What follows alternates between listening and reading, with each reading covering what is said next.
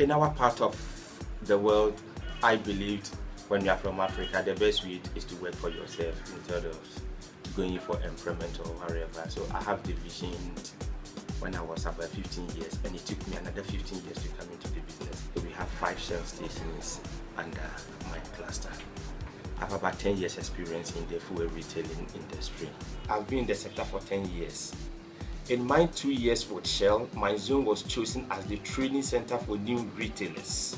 So I have trained 10 retailers representing Shell in the various regions. We can talk of Afrawo retailers, Sunyani, Techimai, and others. Linklaters, we are also aspiring to grow our network, having our own station instead of running Shell stations. So we expect that Linklaters should be able to do the nationwide coverage within the next 10 years from now, and we have started.